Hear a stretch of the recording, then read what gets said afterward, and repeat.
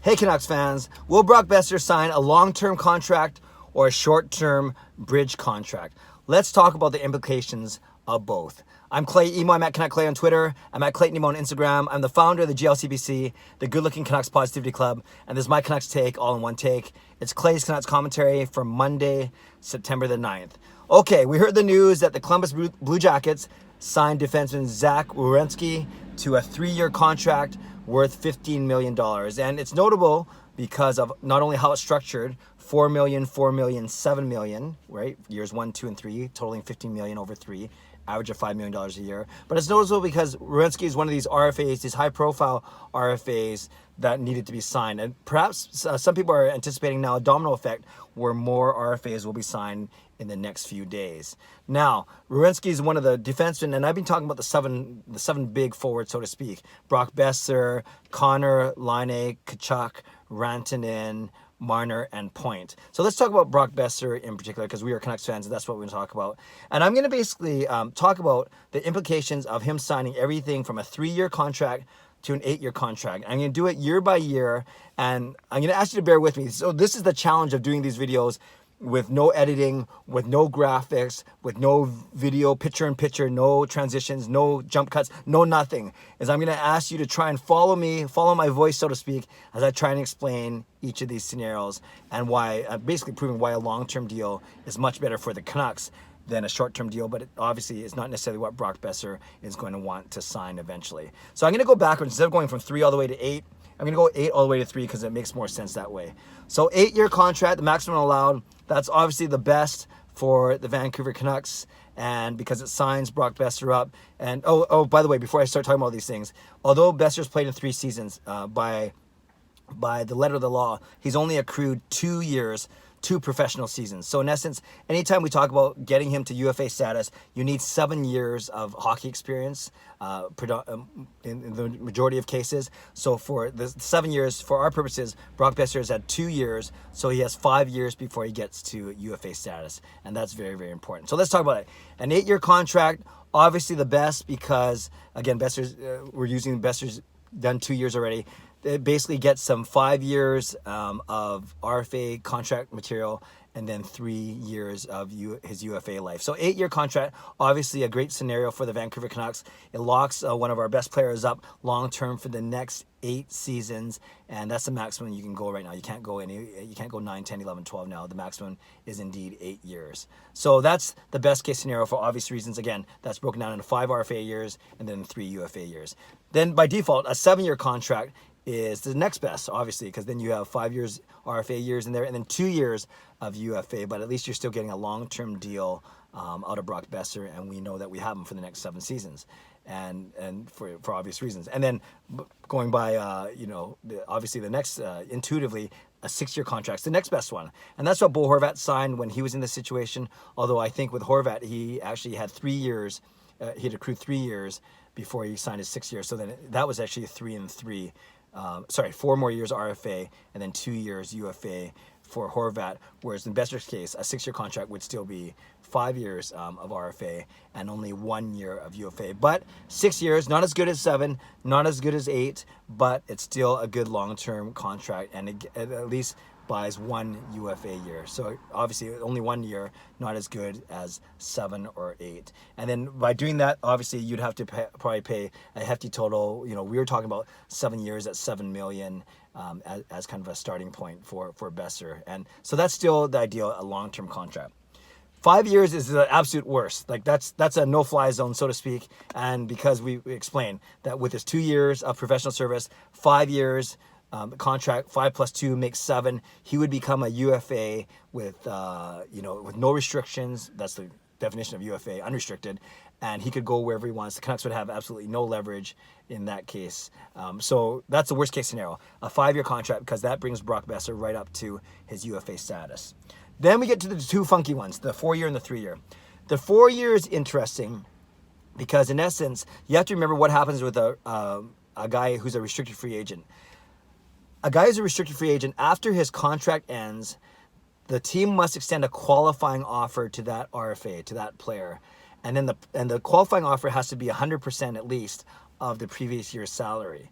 Then the player has as an option to accept the qualifying offer for a year or deny the qualifying offer, reject it, and then he's free to work out another contract with the team. It can be longer, or he's free to take the team to arbitration, so to speak, which is never a good scenario for both the player or the team. So a 4-year deal then, while not as bad as a 5-year deal, is still pretty bad, and here's why. If you do a 4-year deal, then you have to qualify Brock Boeser for 1 year. So you add that 4 years of his deal plus 1 year, and if he accepts that qualifying offer, then in essence what you've created is a 5-year contract. And it's the same as walking him up to his UFA. So that's why the 4-year is almost just as bad as the 5-year contract.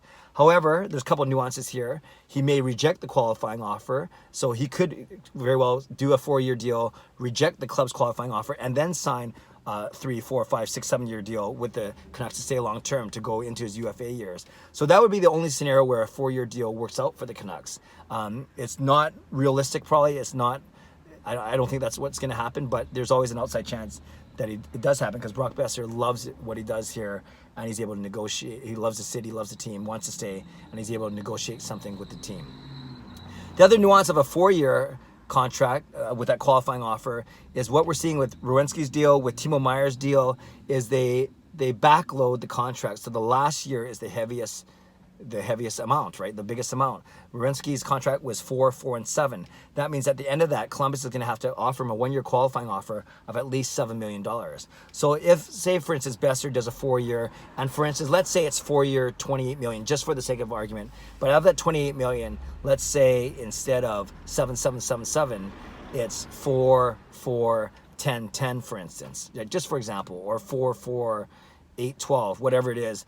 That means that 5th year, not only do you have to pay him whatever you paid him in the 4th year, basically, right, as a qualifying offer, but then all he has to do is accept that contract, and then he's free to go at the end of that next year. So in essence, you just made him a UFA, and you've already locked in what you're going to be paying him because of that qualifying offer, because he has the right to accept it. So hopefully that makes sense. That's why a 4-year deal is not really ideal, but it's not as bad as a 5-year deal because at least you have a chance to sign him into a longer-term contract at the end of that 4-year deal. So like I said, not as bad as a 5-year deal, but for all intents and purposes, can almost accomplish the same thing. Not a good thing for the Vancouver Canucks. And lastly, a 3-year deal like what Werenski signed, different in Brock's case in that he won't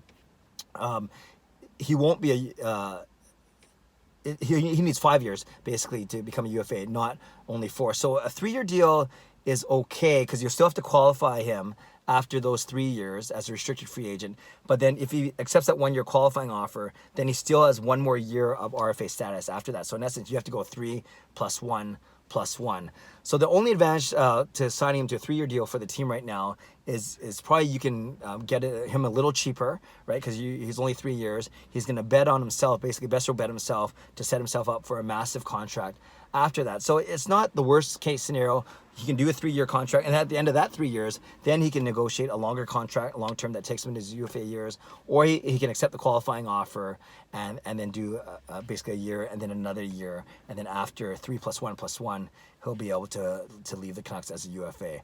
So in all these scenarios, the important thing to remember is because he's played 3 seasons, but he's only accrued 2 professionally based on the number of games he's played. He still has 5 years of RFA status before he becomes a UFA. And then that's why a 6, a 7, or 8-year deal, 8 being the best, obviously, because most UFA years, those are the ideal case for the Vancouver Canucks. A 5-year contract is the absolute worst because it brings them right up to UFA status.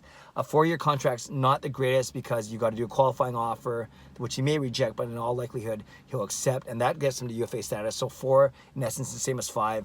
And then 3 is just okay. You sign him for some cost certainty, but it still sets him up for more negotiation and more, a chance for that payment, that salary to really balloon. So that's why a 7 or 8-year contract would be the best. That's why I've always been predicting or hoping for a 7-year contract, a long-term contract for Boeser. But because of the numbers, because of Meier, because of Werenski, because of the economics of the NHL right now, and these guys looking out for themselves, there's a very good chance that Brock Boeser signs a 3-year bridge deal as opposed to a 7 or 8-year long-term deal. Okay, Canucks fans, I hope that makes sense. Try to do all that from memory. I may have messed up a couple facts there, but in general, that's what we're looking at. I'd love to know what you think. And I think we're looking at 2 questions here. what it makes sense for you, for the team. What do you hope happens? For me, it's a 7 or 8 year contract, and for how much? And the second question is, what do you think is going to happen? And for me, I can go either way. Sometimes I feel like he's still going to sign long term, and sometimes I feel like he's going to go short term with a 3 or a 4. Again, 4 not as good as the 3. So Canucks fans, leave a comment below. I love to read, react, and apply. Subscribe if you like to. Like this video if you like to. What's his contract going to be? For how long? For how much? And are you getting more antsy as the days go by? Love to know what you have to think. Have a great day. God bless. Go Canucks, go.